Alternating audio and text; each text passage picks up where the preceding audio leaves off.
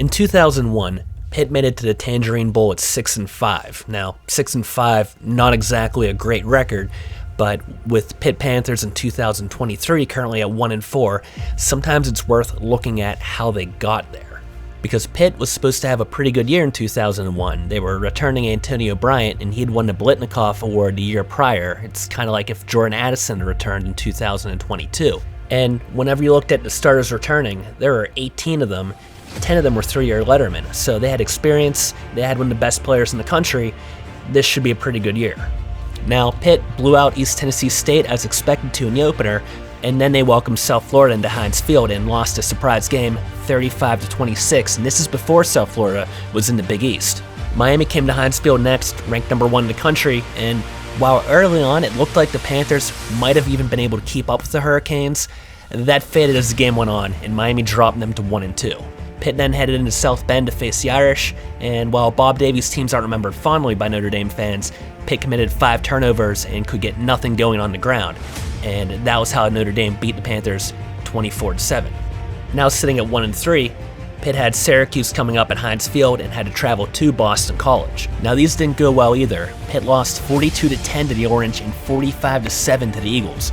They were sitting at 1-5, and if you look at the point differential, it wasn't as though they were getting better. Things seemed to be getting worse as the season went on. So Pitt had to find a way to turn this around and fast and reshuffle something, because what was happening now was not working.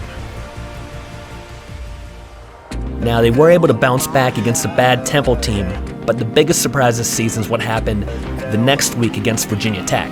Sitting at a pretty desolate 2-5 overall, 1-3 in the Big East, Virginia Tech was ranked number 12 coming into Heinz Field. And there's nothing wrong with your television set. The score is right. 38-7. Pittsburgh is leading. The Panthers getting ready to punt, something they have not had to do very much today. This was no early season guess at how good Virginia Tech was. This was midway through, and Pitt was beating this Tech team badly. 38-7. Pittsburgh, a shocking win over Virginia Tech. The following week, Pitt handled Rutgers 42-0 to climb to 4-5 with the backyard brawl on the horizon. Final score, Pittsburgh 23, West Virginia 17. The next week, Pitt beat UAB in a game that was rescheduled because of 9/11, and with this win, they went from 5-5 to 6-5 and achieved bowl eligibility. So let's take a look at that graphic one more time about the Panthers season. Suddenly that 6-5 looks a lot better, and it came from a 1-5 start. Walt blocked, which is a great thing here. You can't even see they're coming. Here it comes. Oh. He got drilled. I'm not saying Pitt is going to finish 7-5, win the Tangerine Bowl.